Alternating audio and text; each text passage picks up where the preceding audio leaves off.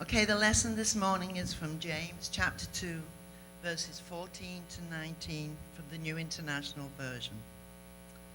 What good is it, my brothers and sisters, if someone claims to have faith but has no deeds?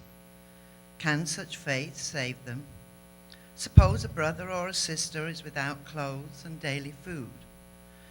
If one of you says to them, "Go in peace, keep warm and well fed," but does nothing about their physical needs, what good is it?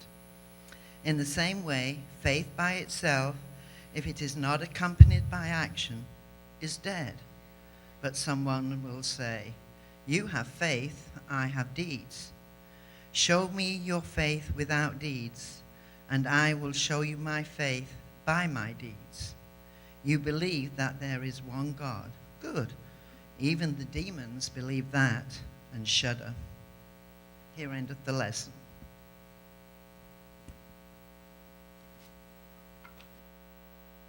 Bobby. So today, if you're visiting, this is a little bit unusual for us, but not entirely. We did this last year as well. We had a team that just returned from Guatemala, and I'm going to ask them to make their way up here. I didn't tell them I was going to do this because they may have backed out on me. Make their way up here, and we'll get them some chairs. But we had a team that was small but mighty. And I'm not sure what it says, but they said they kind of felt like Dolly and I were mom and dad as they were traveling with us. I'm hoping that says more about them than it does about Dolly and me. But anyway, we had a wonderful team. We had a wonderful experience. We encountered a lot of people that we wouldn't have encountered otherwise, that live life differently than we do. And so I'm not going to belabor the point. I'm going to let each one of them tell you what they saw, what they did, and what they brought home with them. I have given them some pictures that are going to flash through the screen here as they talk, and they can share their perspective. We're going to go in order of the most senior member to the least senior member. So you get to go first. Yeah, I was the oldest one there this time. A question I was asked is, why travel all the way to Guatemala and spend all that money when there are people nearby that need help? I guess the response to that question is another question. Who is our neighbor? An expert in the law asked this question of Jesus in Luke chapter 10, the story of the Good Samaritan. A priest and a Levite all bypassed a man who had been beaten and robbed. But the Samaritan took care of the man, living out what Jesus commanded, to love your neighbor as yourself. My neighbor is not only the person whose house is next to mine, but also others living in Princeton, in Indiana, in the United States, and around the world. Each day at the job site, I watch girls with dolls tied on their backs like their mothers do with their babies, boys wrestling, girls doing puzzles of Disney princesses, boys climbing, and all of them lining up for candy. These children are no different than the children who are next door for Children's Church, except for location. They were born in a country where the water is not safe, cooking is done over an open fire, and people work hard every day just to live another day. They are robbed of proximity and beaten by the odds. These children, these families are not next door, but are they any less valuable in the eyes of God? Do we walk on by just because they live an airplane ride away? In Matthew 22, the Pharisees tested Jesus by asking him, "What is the greatest commandment?" He responded, "Love the Lord your God with all your soul and with all your mind. This is the greatest commandment." But Jesus didn't stop there. He added, "And the second is to love your neighbor as yourself." Team Hillside lived out these commandments during our week in Guatemala. Our love of God led us to serve our Guatemalan neighbors. Our efforts were just a small link in a chain of work that will be completed over several months, which will result in a cafeteria serving 350 students and in open fire cooking and inhaling soot and creosote for the cafeteria workers. I know each time I'm able to do something for someone who cannot repay me, my faith grows, and with that growth is the desire to continue to go and serve others. I brought back a cold too. Mission Guatemala asks each team to do all the good you can. Jesus commands us to do for our neighbor, whether next door or on the other side of the world. I know I cannot solve all the world's problems of the world, but I pray that what I do honors God and blesses others. I am thankful I am able to live out my faith by loving God, serving others, growing in my faith, and going out into the world to serve others, whether next door or across an ocean. Thank you. I probably should have introduced the team before I let them speak, because not all of you don't know them. And as I shared with Sandy and Steve, frequently I make mistakes on purpose just to make the rest of you people who live imperfect lives feel better about yourselves. And shatter the idea of perfection for your pastor. Just put that to rest, because I am imperfect as well. Dolly Neikirk, my wife, Kinsey Rainier, Rebecca Garner, and Katie Owens were our team. Paul and Becky were going to go, but Becky, I'm glad to see you here today, was under the weather, and so they stayed home. Perhaps they can go next year. So, Rebecca, it's your turn.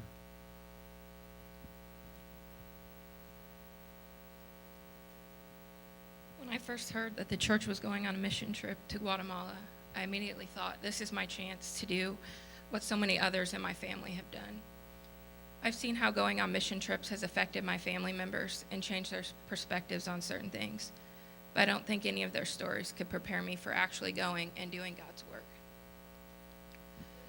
I naively thought that I was going to a country riddled with poverty, a country that was going to be dirty, a country that would not only have very little as far as possessions, but very little to be happy about or look forward to. What I saw, though, was a very different picture of poverty than I could have ever expected. While I did see trash everywhere and roads and buildings in disrepair, I also saw people who worked harder than many Americans ever will, making far less money than most Americans could ever imagine. Yet all the while, they seemed happy. Adults would smile and greet you when they passed by you, and children who actually behaved like children, playing and running, wrestling and riding their bikes, climbing up poles and putting puzzles together, and other childlike things while outside and not hooked to a wireless connection like many Americans. It's humbling to see people working day in and day out, doing back-breaking work, yet smiling. Knowing that I will complain about doing the simplest tasks at work, or let a situation affect me to the point of changing my mood for the worse. To see children looking through trash to possibly find a piece of candy or food that may have been left behind. Sorry.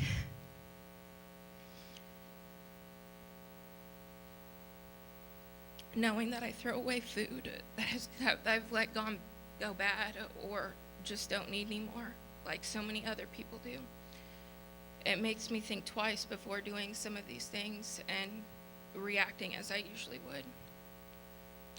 I also had some ideas of what Mission Guatemala as a whole was, a mission working on a project for their community. We knew that we would probably be working on a kitchen and a dining room before we left. So I had visions of fixing a kitchen, putting up some counters, painting, nails, drywall, that kind of thing. But I actually saw a mission that was building a whole kitchen and dining room from the ground up with bricks and mortar and concrete and rebar. I saw a mission whose actions were at work in a kitchen and dining area that they had already built. I saw a mission who was helping many communities in the area by building more efficient stoves because of issues with eyesight and the smoke, and to have more efficient burning and using less wood. Building bathrooms that actually have flushing toilets and privacy. Building hand washing stations. And I learned about a mission that has a child sponsorship program which funds feeding programs to provide at least one meal for these kids every day at school. And all that on top of running a clinic for medical, dental, and vision services.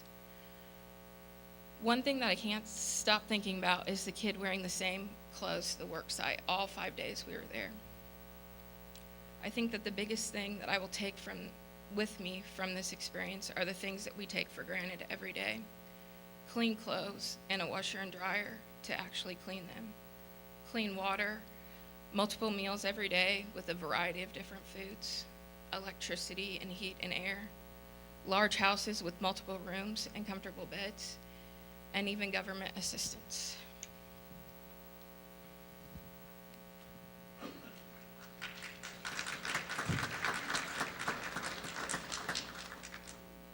When the other mission team was here talking about their experience, I had been on mission trips before, but I had never been one out of the country. So I decided on the very last day to register that I would go. I wanted to get the cultural experience and see another country all while doing mission work. Chris and Dolly had told us what it was going to be like, but that didn't prepare you for what it was actually like. To see the kids, going through the trash cans trying to find their next meal, or how skinny the people were, and how desperate they were to get their food.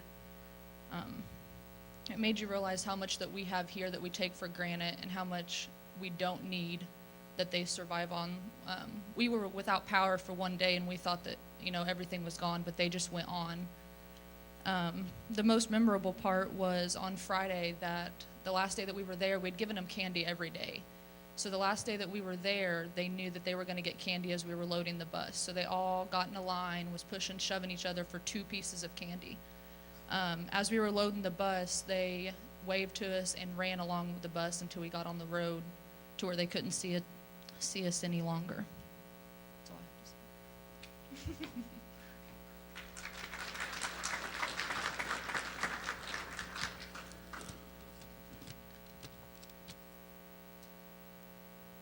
I'm nervous. I chose to come on the trip to see the world, and I got the advantage of being able to help people and the community at the same time. My most memorable experience would be the preschool at the clinic. We only got to spend around 10 to 15 minutes there. But like Chris said, kids are kids anywhere you go. No matter what they have or how much they have, they're genuinely happy. And another thing, after our devotions every night, we would eat dinner and then do devotions for 30 minutes to an hour. And I found myself praying more and more as we went, with the group and without. I prayed for my soreness to be gone. And I prayed that homesickness wouldn't affect my happiness on the trip, and it definitely didn't. And I'm thinking about going again next year.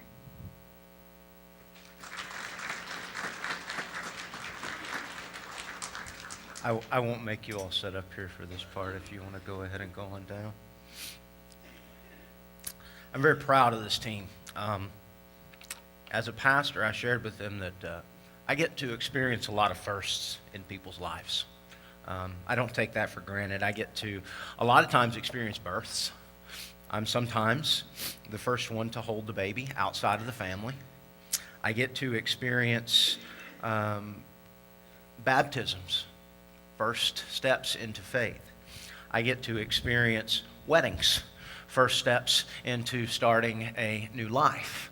I get to experience confirmation, first steps toward taking ownership of faith and entering into membership in the church. And I get to experience grief, first steps into the afterlife for many people. And I don't take those for granted. And with this team, I got to experience the first for 3 of them to travel outside of the country, and the first mission experience for 2 of them. And that was just a joy. As they said, nothing prepares you for what you see and what you do. It's always a moving experience to me. I took my health for granted. And the fact that I was able to get up and work every day last year and this year is indeed a blessing. I want to read for you again the passage Bobby read from James chapter 2. It says, "What good is it, my brothers and sisters, if someone claims to have faith but has no deeds? Can such faith save them? Suppose a brother or sister is without clothes and daily food. If one of you says to them, 'Go in peace, keep warm and well fed,' but does nothing about their physical needs, what good is it? In the same way, faith by itself, if not accompanied by action, is dead. But someone will say, 'You have faith, I have deeds. Show me your faith without deeds, and I will show you my faith by my deeds.' You believe that there is one God. Good.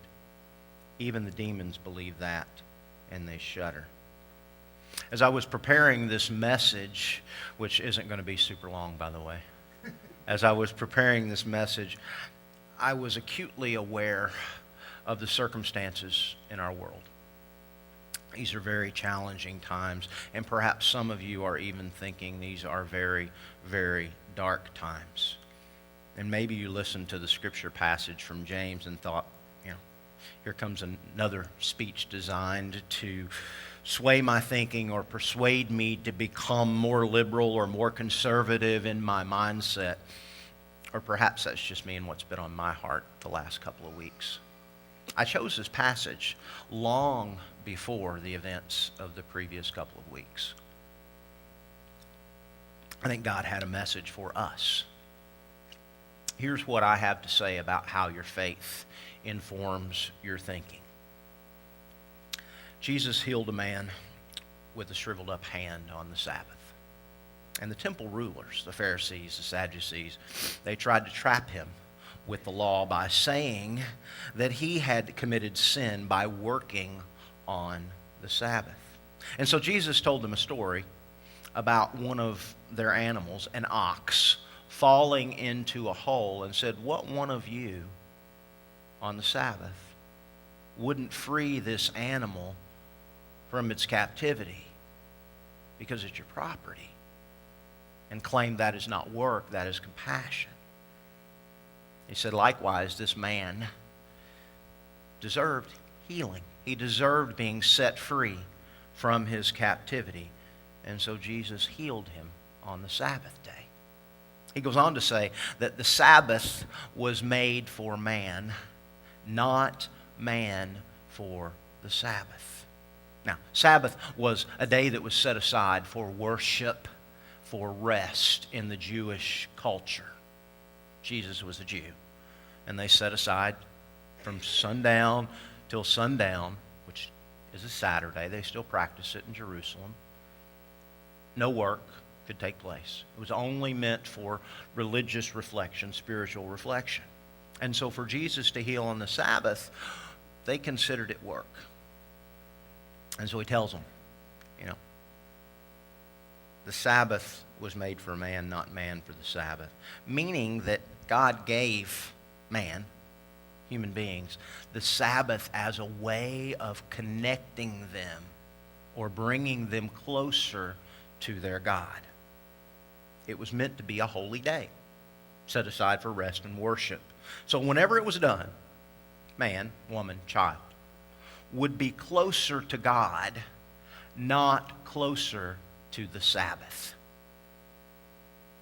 The gospel, the living word of God, I believe was and is God's gift to man. The whole of Scripture points to Jesus Christ. And when taken in its entirety, the Bible is all good news. The gospel truth can be found throughout its pages, Old Testament and New Testament. The Bible is God's gift to human beings, to mankind, intended to point us to God and draw us closer to God. It was never intended to be used as a weapon or a tool in the hands of man to prove a point, taking single verses or passages or sound bites and twisting them to fit an agenda. It's never intended for that. The Bible is a book of love, of compassion, of mercy, of grace, but it is tempered with truth and justice and power. All that to say, allow God to speak to you through reading His holy word and through prayer. And allow your faith and your thinking and your actions to be shaped by your God, not the other way around, where your God is shaped by your faith and your thinking and your actions. We are meant to be molded by God, not God molded by us. And I don't know about you, but a God that I can morph into whatever suits me is no God that is worthy of my praise and my worship and my sacrifice and my submission. My God is all powerful. My God is all knowing. My God is merciful. My God is truth and justice. My God is at work even in the midst of darkness and uncertainty. My God is faithful. And I will trust in my God even when the world appears not to. My God brings peace and hope and joy, while the enemy of my God seeks to steal, kill, and destroy. So if you want to know what to think, if you want to know whom to follow, you follow the leaders that speak peace and hope and joy through the lens of truth and justice and mercy. And that's not always the person who tells you what you want to hear and gives you exactly what you think you want or need. Ultimately, God's motive is always love. And sometimes love requires pain and suffering. And I don't understand it. But sometimes it does. So, the leader you follow is not going to tell you exactly what you want to hear and give you exactly what you think you want or need. Nor will he or she use their faith as a weapon or tool for gain or for power. So my advice to you, pray about it, read it in the Bible, and then follow the leader whose motive is love, tempered with truth and justice and mercy. Now, what does all this have to do with Guatemala? We're called to serve, and we're called to go.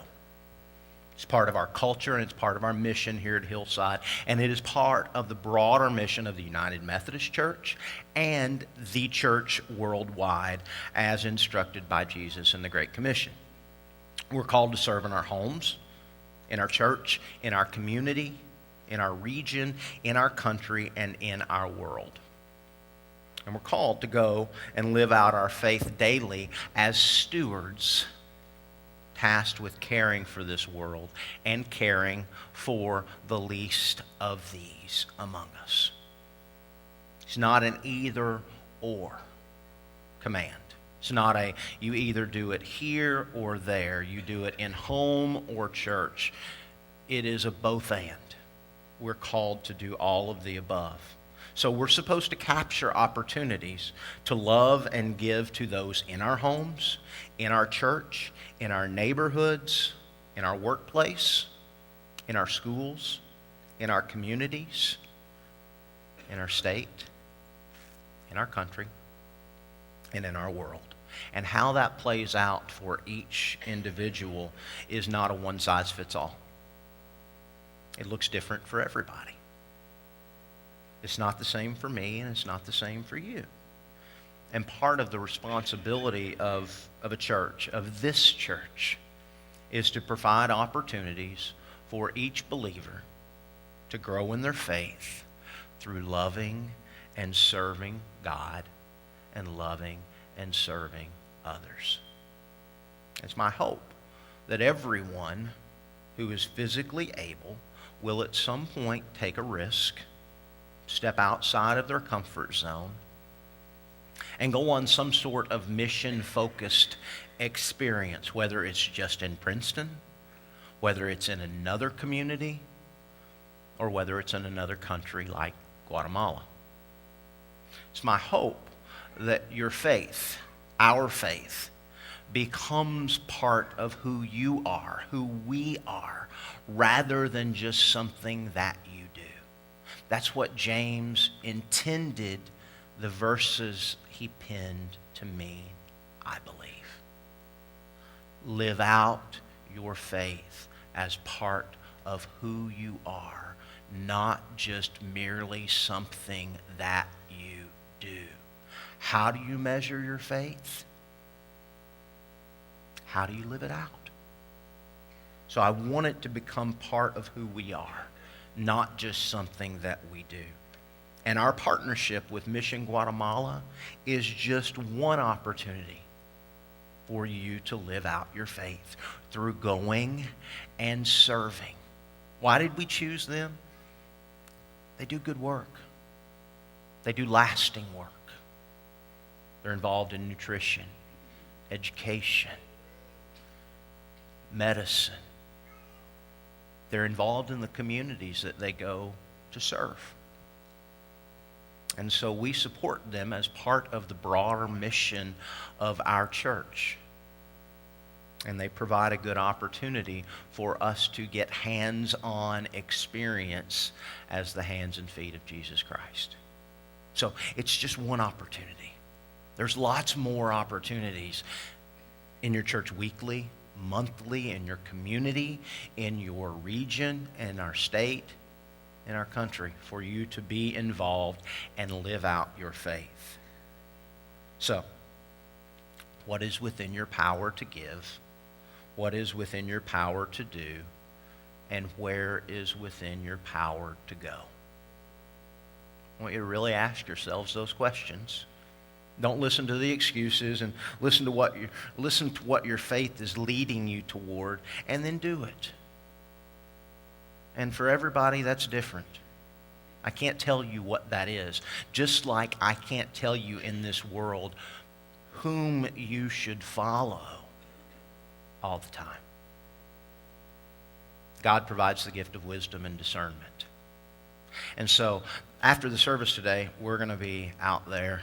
The team is, and me, and I'll have a sign-up sheet for those who are interested in pursuing a trip next year. It's open to anyone, any age, and we'll answer questions about that. But the purpose, okay, is not to get you all fired up about Mission Guatemala and go on a mission trip, all right? It's to provide an opportunity for you to live out your faith and it become part of who you are, not just something that you do. And if you don't feel called to do that, that's okay. The purpose of this sharing is that you will get motivated to do something as an expression of your faith. You say you have faith, show me your deeds.